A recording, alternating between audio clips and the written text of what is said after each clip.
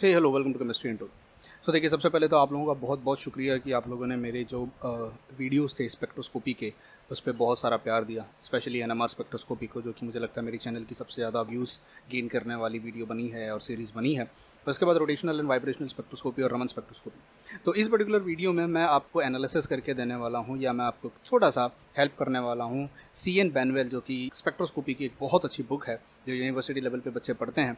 And मैं इस book को मास्टर्स लेवल से रेफ़र करना मैंने स्टार्ट किया था, और इस बुक की कुछ जो इंपॉर्टेंट चीज़ें हैं, कहाँ पढ़ना है, क्या पढ़ना है, मैं 2 चैप्टर का आज यहाँ एनालिसिस कर रहा हूँ। एक्चुअली मैं 3 चैप्टर का एनालिसिस करने वाला हूँ, स्पेशली जो बेसिक चैप्टर है number 1, second rotational and then vibrational. तो जिन जिन चीज़ों को मैं यहाँ टिक करने वाला हूँ या जो भी मैं यहाँ बताने वाला हूँ वो exam point of view important होने वाली हैं। मैं एग्जाम पॉइंट ऑफ व्यू बात कर रहा हूँ। आपको अगर डीप नॉलेज में डीप डाइविंग करनी है नॉलेज में, तो आप पूरी बुक एंटायरली पढ़ सकते हो, और एक बुक पढ़ के कभी आपका भला नहीं होगा, आपको कम से कम 2 से 3 बुक पढ़नी पड़ेगी। जब आप बैनवेल को पढ़ना स्टार्ट करते हैं, अगर हम इसके इंडेक्स की बात करें, अ ग्रेट बुक, सबसे पहले आता है आपके पास इंट्रोडक्शन में आपको ये सारी चीज़ें पढ़ाई जाती हैं। अब ये हर चीज़ आपके पढ़ने के लिए नहीं है, ऑनेस्टली स्पीकिंग इसमें बहुत सारी चीज़ें हैं जो टेक्निकल चीज़ें हैं, मतलब जो लैब्स में काम करते हैं या जो एनालिटिकल स्टूडेंट हैं उनके लिए है। फिर माइक्रोवेव स्पेक्ट्रोस्कोपी, जिसको रोटेशनल स्पेक्ट्रोस्कोपी कहा जाता है, chapter number 2। Then you have got infrared spectroscopy, chapter number 3। यहाँ पर आपका मेजर सिलेबस जो है ये 2 चैप्टर्स में रोटेशनल वाइब्रेशनल का खत्म हो जाता है, CSIR नेट गेट के लेवल को लेके। और फिजिकल एस्पेक्ट में मैं बात कर रहा हूँ, मैं यहाँ पे जो वाइब्रेशनल की बात कर रहा हूँ, इंफ्रारेड को वाइब्रेशनल कहते हैं, वो ऑर्गेनिक नहीं है, फिजिकल एस्पेक्ट है। इसके बाद रमन स्पेक्ट्रोस्कोपी भी काफ़ी हद तक यहाँ पे इन्होंने बहुत अच्छा कवर किया। इस वीडियो में हम उसका एनालिसिस नहीं करेंगे, I will be making a separate video for that. Electronic spectroscopy of atom बहुत अच्छे से दिया हुआ है, electron spectroscopy of molecules, spin resonance spectroscopy और मॉसबेयर स्पेक्ट्रोस्कोपी। तो ये कुछ स्पेक्ट्रोस्कोपीज़ हैं जो यहाँ पे बहुत अच्छे से दी हुई हैं, आप इनको यहाँ से पढ़ सकते हैं। मेजर स्पेक्ट्रोस्कोपी जो मॉलिकुलर स्पेक्ट्रोस्कोपी जो है वो यहाँ पे कवर की गई है। नाउ आप स्टार्ट करते हैं अगर पहले चैप्टर के साथ, ठीक है।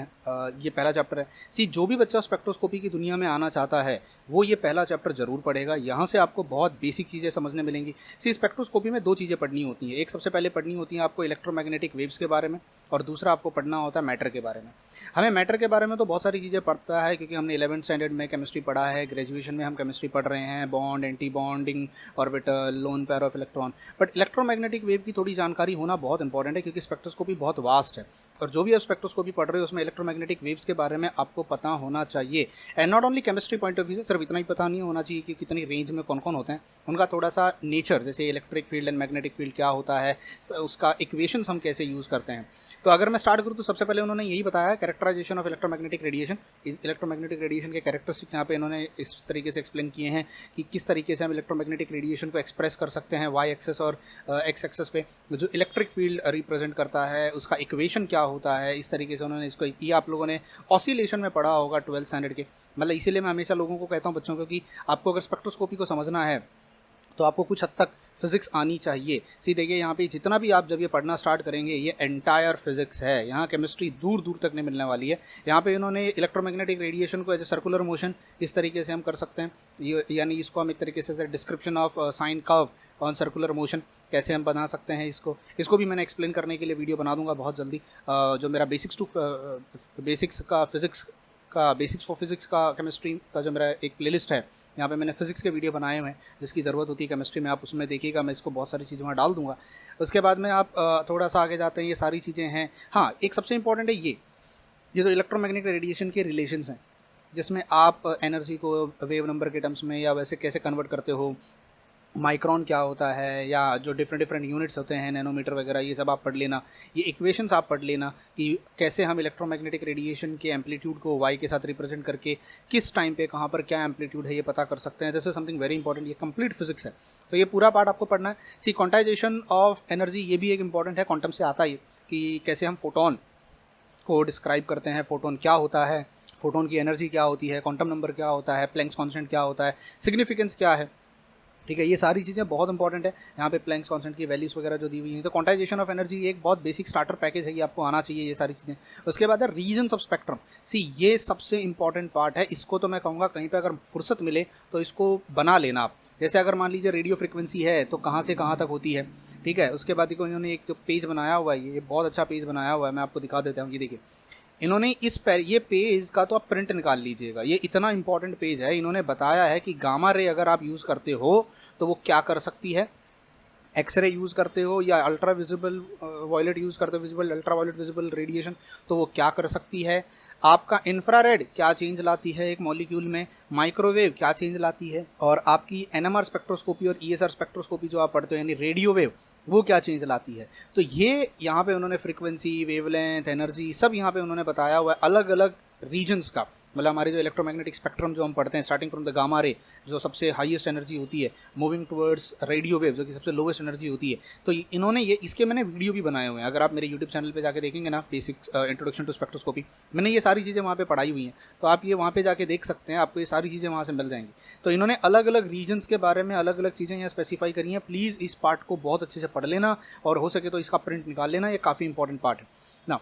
अगला जो हमारे पास आता है वो है कि आपकी अलग अलग स्पेक्ट्रोस्कोपीज़ में क्या क्या ला सकता है। जैसे अगर मैं रेडियो फ्रीक्वेंसी की बात करूं तो वो क्या चेंजेस ला सकता है, विजिबल अल्ट्रावायलेट क्या चेंजेस ला सकता है, माइक्रोवेव रीजन क्या ला सकता है। माइक्रोवेव रीजन से आप स्टार्ट करोगे सबसे पहले यहाँ पे, तो वो क्या क्या चेंज, और उन्होंने समझाया है कि कौन सा मॉलिक्यूल, जैसे इन्होंने HCl का और H2 का एग्जांपल लेके यहाँ एक्सप्लेन किया उन्होंने कि किस तरीके से डायपोल मोमेंट चेंज होगा अगर रोटेशनल मोशन होता है तो, और चेंजिंग डायपोल। और जब भी मैं कभी स्पेक्ट्रोस्कोपी पढ़ाता हूँ, बहुत सारे बच्चों ने अगर मेरा स्पेक्ट्रोस्कोपी के वीडियोस देखे होंगे, मैं स्टार्ट इसी चीज़ से करता हूँ।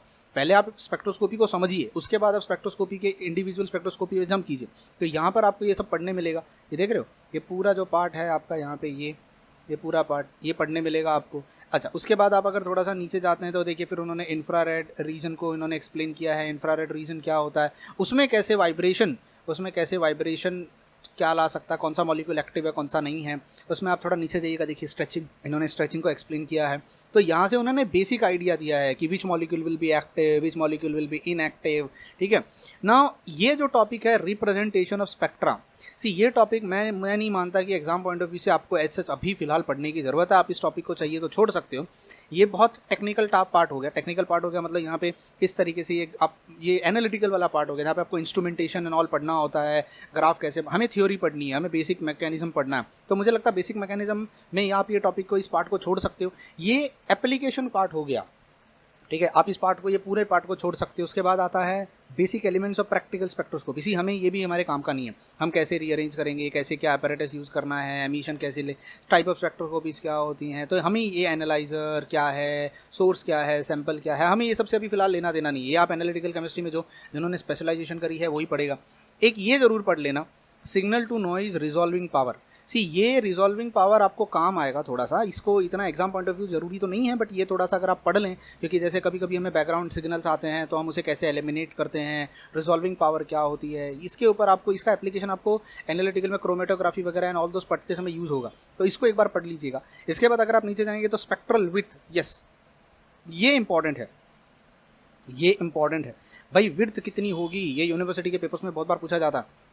किसी भी स्पेक्ट्रा जब हम करते हैं तो किस पे डिपेंड करता है, उसका विड्थ किस पे डिपेंड करता है। तो मैंने इसके ऊपर भी वीडियो बनाया हुआ है, अगर आप वीडियो देखेंगे तो वहाँ पे कोलिजन ब्रॉडनिंग क्या होता है, डॉपलर ब्रॉडनिंग क्या होता है, हेजनबर्ग अनसर्टेनिटी प्रिंसिपल पे कैसे डिपेंड करता है, मतलब कितना सिग्नल आएगा या नहीं आएगा और कितना इंटेंस आएगा, ये सब किस पे डिपेंड करता है। तो ये पार्ट पढ़ लीजिएगा। इंटेंसिटी ऑफ स्पेक्ट्रल लाइन, ये भी पढ़ लीजिएगा एक बार, ये बेसिक्स है, ठीक है। ट्रांजिशन प्रोबेबिलिटी क्या है, पॉपुलेशन ऑफ स्टेट क्या है, मतलब कितनी पॉपुलेशन है या नहीं है, अपर लोअर, ये बाद में आपको काम आने वाला रोटेशनल में, ठीक है।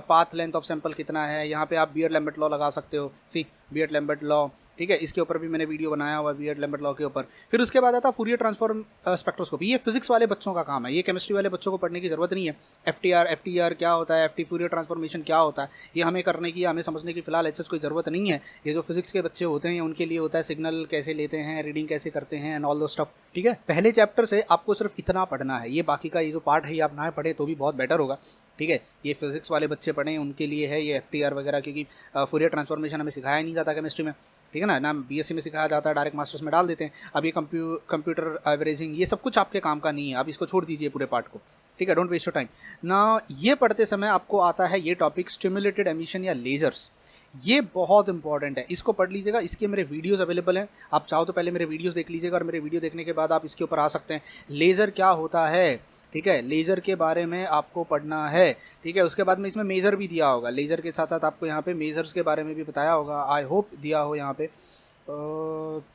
नहीं, इन्होंने शायद मेजर्स के बारे में नहीं बताया, इन्होंने सिर्फ लेजर्स के बारे में यहाँ दिया है। एक बार चेक कर लेना, क्रॉस चेक कर लेना, अगर हो भी सकता है कि मेरे दिमाग से यहाँ, मेरी नज़रों से यहाँ से मिस हो रहा हो, बट मेजर्स के बारे में भी होना चाहिए था। तो इन्होंने लेजर्स के बारे में बताया। लेजर्स आप पढ़ लेना एक बार बहुत अच्छे से। जैसे आपके पास होता है लेज़र, वैसे ही आपके पास होता है MASER, मेजर्स, ठीक है। ये माइक्रोवेव है, यहाँ पे लाइट वाला है, वहाँ पे micro, M stand for microwave, L stand for light, ठीक है। तो इसको प्लीज़ पढ़ लेना, ये चीज़ें बहुत काम की हैं, ये आपको बहुत हेल्प करेंगी ना। ये था आपका पहला चैप्टर। उसके बाद आप चलते हैं सेकंड चैप्टर पे, जो कि आपका मेन चैप्टर जहाँ से स्टार्ट होता है, वो है rotational microwave rotational spectroscopy. Microwave का मतलब यहाँ पे क्या हो गया, रोटेशनल स्पेक्ट्रोस्कोपी। सी सबसे बड़ी प्रॉब्लम यहाँ पे अब ऐसी हो जाएगी आप लोगों को जो आएगी कि स्टार्टिंग में इन्होंने ना angular momentum, moment of inertia डाल दिया है, यहाँ पे बेसिक्स नहीं बताया है। तो आप मेरे YouTube का सहारा ले सकते हो, बहुत पुराने वीडियोस हैं, बहुत ही पुराने हैं। जब मेरा YouTube नया नया था, मैं YouTube पे नया नया आया था, मैंने जब स्टार्ट किया था, तो आप वहाँ से रोटेशनल डायनामिक्स, रोटेशनल मोशन की कुछ चीज़ें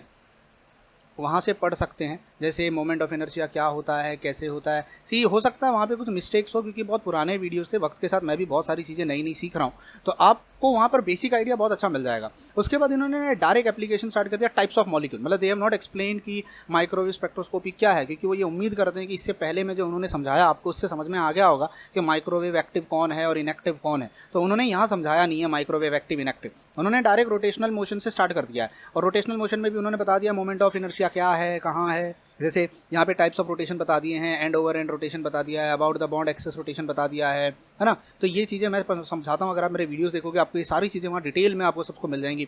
फिर इन्होंने बता दिया सिमेट्रिक टॉप मॉलिक्यूल क्या होते हैं। बहुत सारे बच्चे मुझसे ये पूछ रहे थे अक्सर कि सिमेट्रिक टॉप मॉलिक्यूल क्या होते हैं। अब सिमेट्रिक टॉप में भी दो आते हैं। अब अगर आप यहाँ देखेंगे तो ऑब्लेट एंड प्रोलेट कंडीशन यहाँ दी है। एक क्वेश्चन यहाँ बहुत बार मुझसे स्टूडेंट पूछते हैं कि आप यहाँ पे BCl3 में एक्सेस कैसे बनाएंगे। भाई BCl3 में रोटेशनल एक्सेस कैसे ड्रॉ करेंगे, तो इसका ना यूट्यूब पे वीडियो अवेलेबल है, आप मेरा यूट्यूब पे वीडियो देख सकते हो, वहाँ से आपको ये चीज़ें काफ़ी अच्छे से समझ में आ जाएंगी, ठीक है। उसके बाद में स्पेरिकल टॉप के इन्होंने एग्जांपल दे दिए हैं, ये नेट में आते हैं, इनको बाय हार्ट कर लेना। ये ऑब्लेट प्रोलेट की कंडीशंस क्या होती हैं, ये सारी देखो यहाँ पे इन्होंने ये कंडीशंस लिखी हुई हैं। कैन यू से दिस, ये देख रहे हो, ये कंडीशंस, ये ऑब्लेट एंड प्रोलेट की कंडीशंस है, इनको याद कर लेना। नेट गेट में, जैम में पूछी जा सकती हैं। सिमेट्रिक टॉप में सी, जब मैं एग्जाम्स की बात कर रहा हूँ तो मैं सारे एग्जाम्स की बात कर रहा हूँ, मैं यहाँ क्लासिफिकेशन नहीं करना चाहता ये नेट जैम में है, क्योंकि कोई क्वेश्चन उसके ऊपर स्टैंप नहीं लगी होती है कि वो कहाँ से आएगा, ठीक है। उसके बाद में चलते हैं रोटेशनल स्पेक्ट्रा। यहाँ आपको पढ़ना स्टार्ट करना है। इन्होंने डायरेक्ट यहाँ पे एक छोटा सा पैराग्राफ में बता दिया है कुछ चीज़ें, बहुत शॉर्ट एंड स्वीट क्रिस्प तरीके से बताया हुआ है। ये एक्सपेक्ट करते हैं कि आपने पहला चैप्टर बहुत अच्छे से पढ़ा होगा।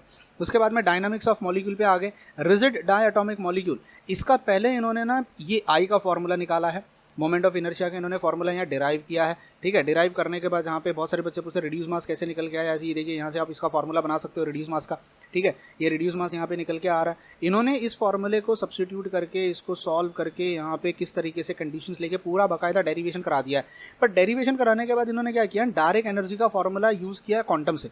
दे have not derived the energy का formula, what they have derived, you know, they have derived moment of inertia. उन्होंने मोमेंट ऑफ इनर्शिया को डिराइव किया है, पर एनर्जी के फॉर्मूले को डिराइव नहीं किया। फिर इसके बाद इन्होंने ये पूरा पैराग्राफ आपको रीड करना है। फिर एनर्जी का फॉर्मूला इन्होंने लिख दिया सेंटीमीटर इनवर्स में। अगर आप ऊपर देखेंगे तो ये आ रहा था अभी तक जूल्स में, ठीक है। अब डायरेक्ट इन्होंने कर दिया सेंटीमीटर इनवर्स में, क्यों, क्योंकि वहाँ पे उन्होंने H और C से डिवाइड नहीं किया था, यहाँ पे उन्होंने H और C से डिवाइड किया तो स्क्वायर हट गया। ये सारी चीज़ें मैंने वीडियोस में समझाई हुई हैं, ठीक है। ये मैंने सारी चीज़ें वीडियोस में समझाई हुई हैं, आप वीडियोस रेफर कर सकते हो। फिर उसके बाद में इन्होंने बी को यहाँ पे एक्सप्लेन कर दिया कि बी क्या होता है। अब थोड़ा नीचे जाएंगे तो इन्होंने एनर्जी लेवल्स को प्लॉट करके आपको दिखा दिया किस तरीके से एनर्जी लेवल्स आते हैं। फिर यहीं पे इन्होंने बता दिया, वो फॉर्मूला बना के दे दिया कि अगर दो एनर्जी लेवल के बीच में डिफरेंस निकालना है तो हम कैसे निकाल सकते हैं। ये देखिए, ये जो फॉर्मूला है एनर्जी लेवल, ये फॉर्मूला बाय हार्ट कर लीजिएगा। मैं इंपॉर्टेंट फॉर्मूलेस को सर्कल कर देता हूँ। ये एक फॉर्मूला है बी का, ये फॉर्मूला बाय हार्ट कर लीजिएगा, ये इंपॉर्टेंट है।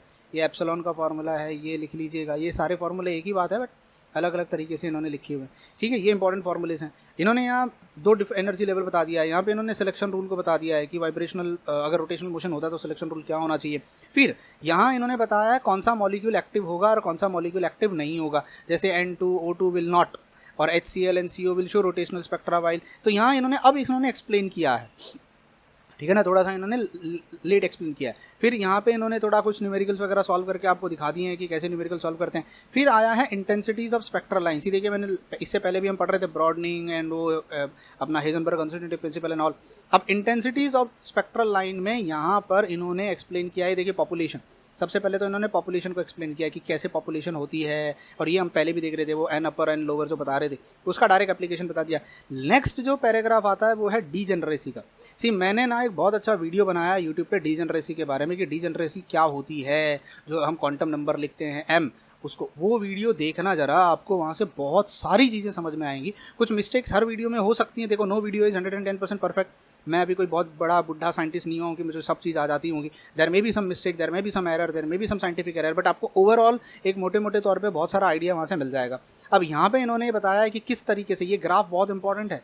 दस ग्राफ यूनिवर्सिटी के पेपर्स अगर आप दोगे तो यूनिवर्सिटी के पेपर्स में आएगा, एंट्रेंस में शायद ना भी आए, पर ये बहुत इंपॉर्टेंट है। यहाँ से आपको फॉर्मूला मिलता है ये फॉर्मूला मिलता है जो डीजेनरेसी से रिलेट करता है। एंड फाइनली इसी देखिए ये ग्राफ मैंने बहुत अच्छे से एक्सप्लेन करें, I have explain them very well, उनको देख लेना वहाँ पे। फिर ये पॉपुलेशन के बारे में बताया किस तरीके से पॉपुलेशन पे डिपेंड करता है फाइनली। तो इन्होंने अब लास्ट में एक फार्मूला दे दिया है अगले पेज पे कि अगर आपको ये पता करना हो कि आपका इंटेंसिटी कितना होगा तो वो पॉपुलेशन और डीजेनरेसी दोनों पे डिपेंड करता है। यहाँ पे मैक्सिमम पॉपुलेशन का फार्मूला ना, इस पे कभी CSIR नेट या गेट में क्वेश्चन अब तक तो नहीं आए हैं कि मतलब आए हों इस पे इतने ज़्यादा क्वेश्चन, बहुत रेयरली हमने क्वेश्चन देखे होंगे, शायद ना ही आए होंगे। ठीक है, तो इस टॉपिक को सिर्फ रीड करके आप ब्रश करके निकाल देना, बस हो गया, इसको बाय हार्ट वगैरह करने की कोई ज़रूरत नहीं है। इसके बाद आता है इफेक्ट ऑफ आइसोटोपिक सब्स्टिट्यूशन, ये इंपॉर्टेंट है। यहाँ पे इन्होंने ये समझाने की कोशिश करी है कि अगर आइसोटोप बदल दिया जाए, कार्बन 12 की जगह अगर कार्बन 13 को डाल दिया जाए तो आपके ग्राफ में क्या फ़र्क पड़ेगा। सीधे के ग्राफ आपका जो है वो कॉन्ट्रैक्ट हो जाएगा हैवियर आइसोटोप्स के साथ, है ना। अगर आप हैवियर आइसोटोप लेते हो तो, और लाइटर आइसोटोप्स लेते हो तो जो एनर्जी लेवल के बीच का डिफरेंस है वो काफ़ी बड़ा होता है। तो ये इन्होंने यहाँ पे एक्सप्लेन किया है, तो ये चीज़ें आप यहाँ से पढ़ लेना। फिर इन्होंने स्टार्ट किया है नॉन रिजिड रोटेटर। इससे पहले जो हम पढ़ रहे थे वो रिजिड रोटेटर पढ़ रहे थे। रिजिड रोटेटर का मतलब क्या होता है, जहाँ पे आपने ये अज्यूम करके रखा है कि हाइड्रोजन बॉन्ड क्लोरीन के बीच का बॉन्ड जो है वो बदलेगा नहीं, वो स्ट्रेच नहीं होगा, भले ही वो कितना ही, मतलब हमें ये मान के चला है कि सेंट्रीफ्यूगल फोर्स वहाँ पर जीरो होती है। अब जब ये पढ़ना स्टार्ट करोगे नॉन रिजिड, इन्होंने स्टार्टिंग में पैराग्राफ वगैरह डाला है और इन्होंने यहाँ पे इंट्रोड्यूस कर दिया है आपका अलग से एक चीज़ जिसको कहा जाता है डिस्टॉर्शन कोएफिशिएंट। इन्होंने ये देखो, ये सारी चीज़ें आप देखोगे ना, ये रीड करोगे, ये सब इन्होंने एक्सप्लेन किया है पूरा। ठीक है, अब ये पेज है ना, यहाँ से आप पढ़ना स्टार्ट करना थोड़ा सा। यहाँ पे इन्होंने डाल दिया डिस्टॉर्शन कांस्टेंट, सेंट्रीफ्यूगल डिस्टॉर्शन। तो जो हमारा फार्मूला हुआ करता था उस फार्मूले को इन्होंने मॉडिफाई कर दिया। जो रिजिड रोटेटर का फार्मूला था और जो नॉन रिजिड रोटेटर का फार्मूला था उसमें आप देख रहे हो ये एक्स्ट्रा स्टफ इन्होंने ऐड कर दिया है, जिसमें इन्होंने इस एक्स्ट्रा स्टफ को यहाँ पे नाम दे दिया सेंट्रीफ्यूगल डिस्टॉर्शन। ये क्यों आया, कहाँ से आया, सेंट्रीफ्यूगल डिस्टॉर्शन क्यों लाना पड़ा, इसका एक्सप्लेनेशन यहाँ ऊपर के पैराग्राफ्स में दिया हुआ है। क्या ज़रूरत पड़ी हमको लाने की, इलास्टिसिटी क्यों चली गई, फिर कैसे कैसे हमने रेडियस को देखा, रेडियस चेंज हो रहा था। ठीक है, तो ये सारा उन्होंने वहाँ एक्सप्लेनेशन दिया और बाद में यहाँ इन्होंने इक्वेशन को बनाया हुआ है।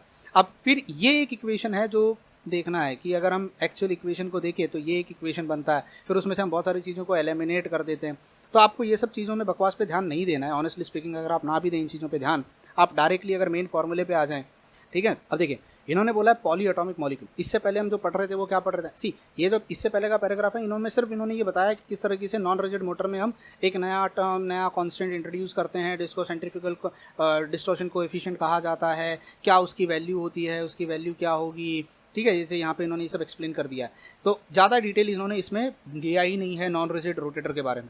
ना डायरेक्टली आ जाते हैं पॉली एटॉमिक मॉलिक्यूल पे। पॉली एटॉमिक मॉलिक्यूल क्या होता है, उसमें भी लीनियर मॉलिक्यूल अगर हो, पॉली एटॉमिक जब अब तक हम HCl पढ़ रहे थे, ये डाई एटॉमिक था। अब मान लीजिए HCl के अलावा और भी एक ही मॉलिक्यूल में बहुत सारे हो, जैसे यहाँ पे देखिए यहाँ दिखा O, कार्बन, सल्फर वाला। अब ये लीनियर है पर पॉली एटॉमिक है। सिमिलरली अगर आप देखेंगे तो यहाँ पे H, carbon triple bond, carbon bond chlorine, ये लीनियर है पर अब ये पॉली एटॉमिक है। तो अब इन्होंने पॉली एटॉमिक का रोटेशनल चीज़ें लेना स्टार्ट कर दिया है। ये पूरे पैराग्राफ में उन्होंने वही चीज़ों को एक्सप्लेन करने का कोशिश किया है। तो इसको मैं नहीं मानता कि कॉम्पिटिटिव एग्जाम के पॉइंट ऑफ व्यू से इसको पढ़ना ऐसा जितना इंपॉर्टेंट है। आप इस पार्ट को स्किप कर सकते हो, आप इस पार्ट को छोड़ सकते हो। ठीक है, हाँ यूनिवर्सिटीज़ में आ सकता है, they can ask you derivation. कुछ टीचर्स हैं जो इसके डेरिवेशन वगैरह पूछ सकते हैं। जैसे मैं मुंबई यूनिवर्सिटी में जब था तो हमारे सर ने इसका डेरिवेशन हमसे करवाया था, जहाँ पे हमको ये चीज़, ये जो है ना, ये हमको डिराइव करके देनी थी, तो इसके ऊपर क्वेश्चन आ सकता था। ठीक है ना। इसके बाद आते हैं, देखो इन्होंने फिर यहाँ सिमेट्रिक टॉप मॉलिक्यूल्स को लिया है और थोड़ा उसको डिटेल में एक्सप्लेन करने की कोशिश करी है।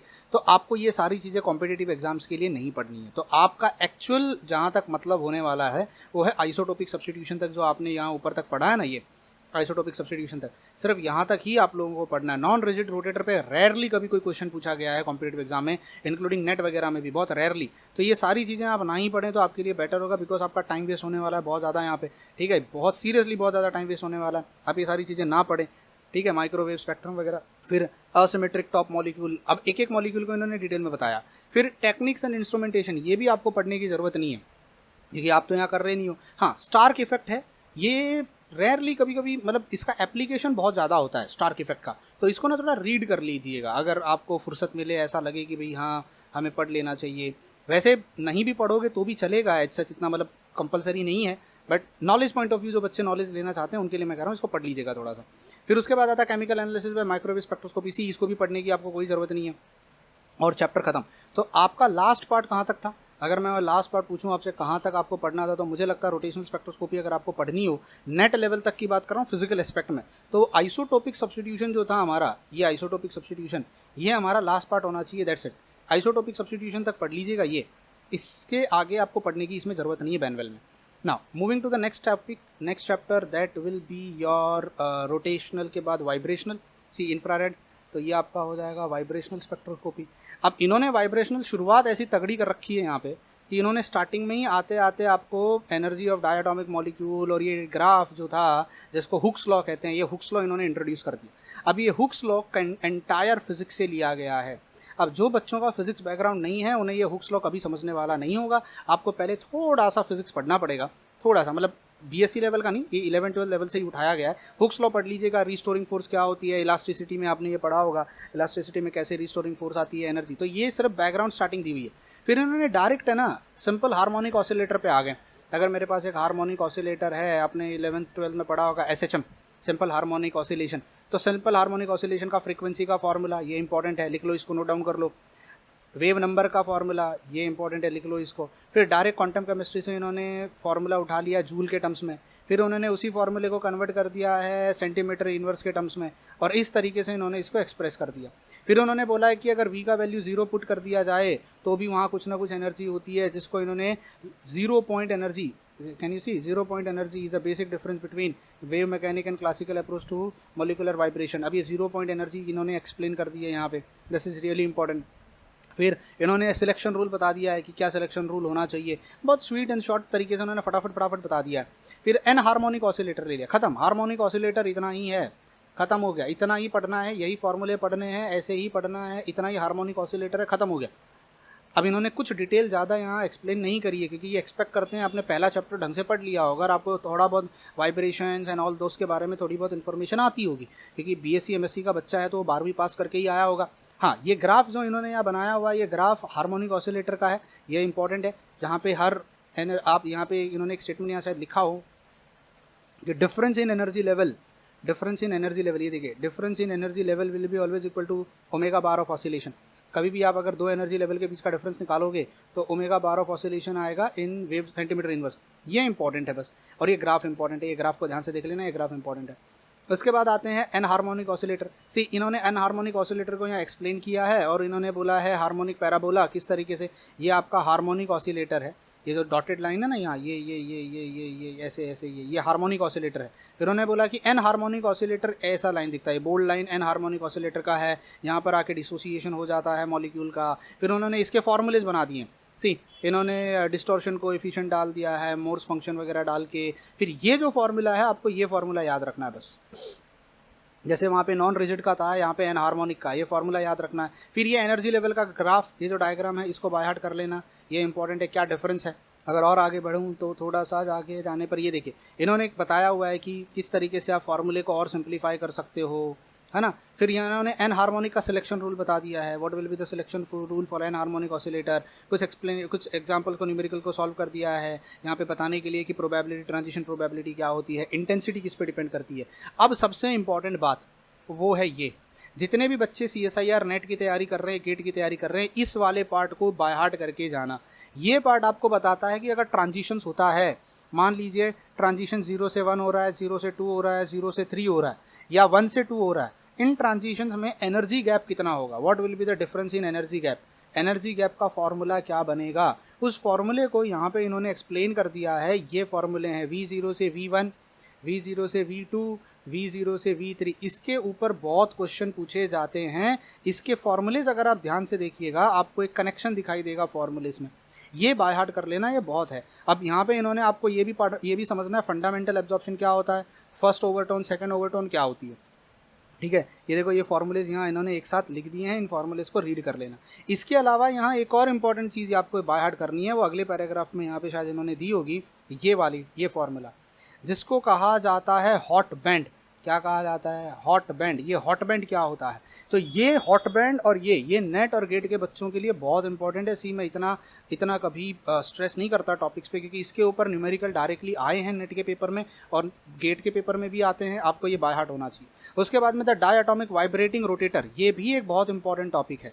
वाइब्रेशन और रोटेशन अगर एक साथ हो, वाइब्रेशन और रोटेशन अगर एक साथ हो तो हम उस फॉर्मूले को कैसे बनाएंगे, यहाँ पे उन्होंने उसको ये बाय हार्ट नहीं करना है आपको, मैं सिर्फ करके दे रहा हूँ, स्क्वायर बना के दे रहा हूँ कि कहाँ कहाँ पर क्या चीज़ें लिखी हैं, ठीक है। अब यहाँ पर आपको सिलेक्शन रूल याद रखना है, यहाँ पे आपको सिलेक्शन रूल याद रखना है। और फिर उन्होंने यहाँ पे देखो इस तरीके से एक्सप्लेन किया, ये ग्राफ याद कर लेना। ये ग्राफ, ये एक कर्व है, ये एक वाइब्रेशनल लेवल है, ये दूसरा वाइब्रेशनल लेवल है, और वाइब्रेशनल लेवल में किस तरीके से रोटेशनल लेवल प्रेजेंट होते हैं ये इन्होंने यहाँ पर एक्सप्लेन किया है।